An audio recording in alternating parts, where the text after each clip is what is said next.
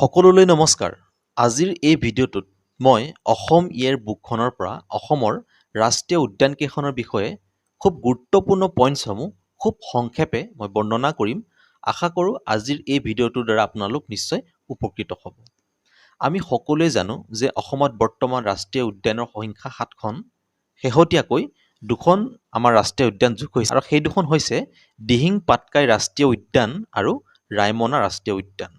আমি প্ৰথমেই কাজিৰঙা ৰাষ্ট্ৰীয় উদ্যানৰ বিষয়ে খুব গুৰুত্বপূৰ্ণ পইণ্টসমূহ এবাৰ চাই লওঁ আহক। কাজিৰঙা ৰাষ্ট্ৰীয় উদ্যানখন অসমৰ নগাঁও আৰু গোলাঘাট জিলাত অৱস্থিত। ইয়াৰ মাটিকালি 430 বৰ্গ কিলোমিটাৰ। 1976 চনত এই অভয়াৰণ্যখনে ৰাষ্ট্ৰীয় উদ্যানৰূপে স্বীকৃতি লাভ কৰিছিল। কাজিৰঙা ৰাষ্ট্ৰীয় উদ্যানখন এশিঙীয়া গঁড়ৰ বাবে বিখ্যাত আমি সকলোৱে জানো। পৃথিৱীৰ মুঠ আবাদীৰ প্ৰায় 90% এশিঙীয়া গঁড় কাজিৰঙাতেই পোৱা যায়। সেইকাৰণে কাজিৰঙাক এশিঙীয়া গঁড়ৰ বাসস্থান বুলিও কোৱা হয়। এই কাজিৰঙা ৰাষ্ট্ৰীয় উদ্যানখনিত এশিঙীয়া গঁড়ৰ উপৰিও বনৰীয়া হাতী, বনৰীয়া গাহৰি, হৰিণ, বাঘ, বনৰীয়া ভালুক, বান্দৰ, নলগাহৰি, অজগৰ, মেথুন, ভেড়া আদি জীৱ-জন্তু পোৱা যায়। 1905 চনত যেতিয়া লৰ্ড কাৰ্জনে অসমলৈ আহিছিল, তেতিয়া 1905 চনৰ 1 মে তাৰিখে লৰ্ড কাৰ্জনে কাজিৰঙাক সংৰক্ষিত বনাঞ্চল হিচাপে ঘোষণা কৰিব বিচাৰিছিল আৰু ইয়াৰ পিছতেই 1908 চনৰ 3 জানুৱাৰীত কাজিৰঙাক সংৰক্ষিত বনাঞ্চল হিচাপে লৰ্ড কাৰ্জনে ঘোষণা কৰিছিল। 1916 চনৰ 10 নৱেম্বৰত কাজিৰঙাক মৃগয়া বন হিচাপেও ঘোষণা কৰা হৈছিল। 1937 চনত কাজিৰঙাক বন্যপ্ৰাণী অভয়াৰণ্য বুলি ঘোষণা কৰা হৈছিল। অন্যহাতে 1985 চনত ইউনেস্কোৱে কাজিৰঙাক বিশ্ব ঐতিহ্য অঞ্চল হিচাপে স্বীকৃতি প্ৰদান কৰিছিল। 2005 চনত কাজিৰঙা ৰাষ্ট্ৰীয় উদ্যানে 100 বছৰ সম্পূৰ্ণ কৰিছিল। এবাৰ আমি চাওঁ আহক মানস ৰাষ্ট্ৰীয় উদ্যানখনৰ বিষয়ে কিছু কথা। মানস ৰাষ্ট্ৰীয় উদ্যানখনি অসমৰ চিৰাং আৰু বাক্সা জিলাত পৰে। এই ৰাষ্ট্ৰীয় উদ্যানখনি স্থাপন কৰা হৈছিল 1990 চনত, কিন্তু ৰাষ্ট্ৰীয় উদ্যান হিচাপে স্বীকৃতি লাভ কৰিছিল 1995 চনত। মানস ৰাষ্ট্ৰীয় উদ্যানৰ মুঠ মাটিকালি হৈছে 950 বৰ্গ কিলোমিটাৰ। প্ৰাকৃতিক সম্পদেৰে ভৰপূৰ মানস ৰাষ্ট্ৰীয় উদ্যানক 1985 চনত ইউনেস্কোৰ দ্বাৰা বিশ্ব ঐতিহ্য ক্ষেত্ৰৰ তালিকাত অন্তৰ্ভুক্ত কৰা হয়। মানস ৰাষ্ট্ৰীয় উদ্যানখনিক 1973 চনত লুপ্তপ্ৰায় ঢেকীয়াপতীয়া বাঘৰ সংৰক্ষণৰ বাবে ব্যাঘ্ৰ প্ৰকল্প হিচাপে ঘোষণা কৰা হৈছিল। এই মানস ৰাষ্ট্ৰীয় উদ্যানখনিত বহুতো আপুৰুগীয়া তথা লুপ্তপ্ৰায় বন্যপ্ৰাণী যেনে নলগাহৰি, সোণালী বান্দৰ আদিৰ বাসস্থান। অন্যহাতে মানস ৰাষ্ট্ৰীয় উদ্যানখনি বনৰীয়া ম'হৰ অন্যতম প্ৰধান অভয়াৰণ্যস্থলী হিচাপেও বিখ্যাত। এইবাৰ আমি চাওঁ আহক ওৰাং ৰাষ্ট্ৰীয় উদ্যানখনৰ বিষয়ে কিছু কথা। ওৰাং ৰাষ্ট্ৰীয় উদ্যানখনি দৰং জিলাত অৱস্থিত আৰু ইয়াক স্থাপন কৰা হৈছিল 1999 চনত আৰু ইয়াৰ মাটিকালি হৈছে 79.28 স্কোৱাৰ বৰ্গ কিলোমিটাৰ। 1915ত ব্ৰিটিছ চৰকাৰে ওৰাঙক সংৰক্ষিত বনাঞ্চল হিচাপে প্ৰথমে ঘোষণা কৰিছিল। অন্যহাতে 1985ৰ 20 ছেপ্টেম্বৰত চৰকাৰী এক নিৰ্দেশনা যোগে ওৰাঙক অভয়াৰণ্য হিচাপে ঘোষণা কৰা হৈছিল। অন্যহাতে 1999ৰ 13 এপ্ৰিলত ওৰাঙক ৰাষ্ট্ৰীয় উদ্যান হিচাপে ঘোষণা কৰা হৈছিল। 2005 চনৰ 20 আগষ্টত তদানীন্তন কংগ্ৰেছ চৰকাৰে ওৰাং ৰাষ্ট্ৰীয় উদ্যানৰ নাম সলনি কৰি ৰাজীৱ গান্ধী ৰাষ্ট্ৰীয় উদ্যান কৰে, কিন্তু ৰাইজৰ প্ৰতিবাদৰ ফলস্বৰূপে নামটো সলনি কৰি ৰাজীৱ গান্ধী ওৰাং ৰাষ্ট্ৰীয় উদ্যান নামাকৰণ কৰে।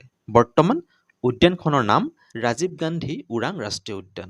1931 চনত ওৰাঙক সৰ্বসাধাৰণ ৰাইজৰ বাবে মুকলি কৰি দিয়া হৈছিল। এই ওৰাং ৰাষ্ট্ৰীয় উদ্যানখনিত প্ৰধানকৈ গঁড়, বাঘ, হাতী ইত্যাদি দেখিবলৈ পোৱা যায়। এইবাৰ আমি চাওঁ আহক নামেৰি ৰাষ্ট্ৰীয় উদ্যানখনৰ বিষয়ে কিছু কথা। নামেৰি ৰাষ্ট্ৰীয় উদ্যানখনি শোণিতপুৰ জিলাত অৱস্থিত আৰু স্থাপিত হৈছিল 1998 চনত আৰু ইয়াৰ মাটিকালি 212 বৰ্গ কিলোমিটাৰ। এই নামেৰি ৰাষ্ট্ৰীয় উদ্যানখনৰ মূল আকৰ্ষণ হৈছে বাঘ, 4টা প্ৰজাতিৰ ধনেশ পক্ষী, দেওহাঁহ, পিঠিয়া মাছ ইত্যাদি। 1985 চনৰ 9 ছেপ্টেম্বৰত নামেৰিক অভয়াৰণ্যৰূপে স্বীকৃতি প্ৰদান কৰা হৈছিল। অন্যহাতে 1998 চনৰ 9 ছেপ্টেম্বৰত নামেৰিক ৰাষ্ট্ৰীয় উদ্যান হিচাপে ঘোষণা কৰাৰ লগতে অনুজ্ঞাপত্ৰ প্ৰদান কৰা হৈছিল। অন্যহাতে 2000 চনৰ 1 মাৰ্চত নামেৰিক ব্যাঘ্ৰ প্ৰকল্পৰ মৰ্যাদাও প্ৰদান কৰা হৈছিল। এইবাৰ আমি চাওঁ আহক ডিব্ৰু চৈখোৱা ৰাষ্ট্ৰীয় উদ্যানখনৰ বিষয়ে কিছু কথা।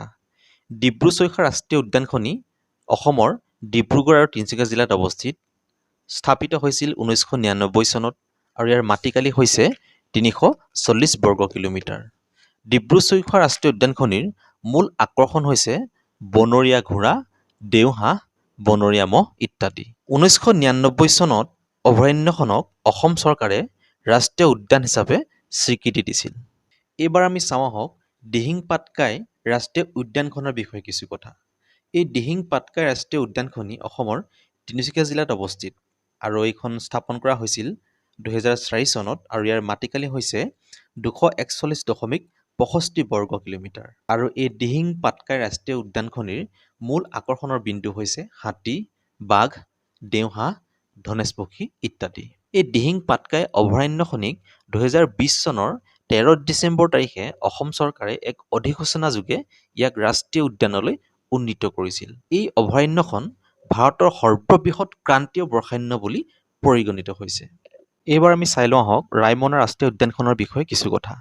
এই ৰায়মনা ৰাষ্ট্ৰীয় উদ্যানখনি কোকৰাঝাৰ জিলাত অৱস্থিত আৰু স্থাপন কৰা হৈছিল 2021 চনৰ 9 জুন তাৰিখে। আৰু এই ৰায়মনা ৰাষ্ট্ৰীয় উদ্যানখনিৰ মূল আকৰ্ষণ হৈছে সোণালী বান্দৰ।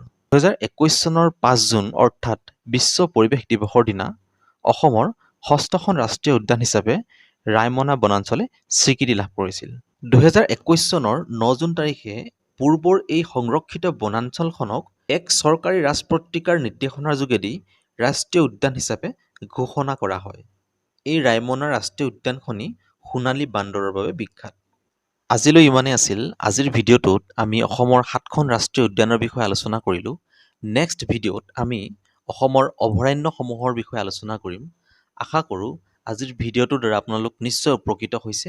নেক্সট অন্য এটা ভিডিঅ'ত আপোনালোকক লগ পোৱাৰ আশাৰে আজিলৈ এৰিছোঁ। ধন্যবাদ।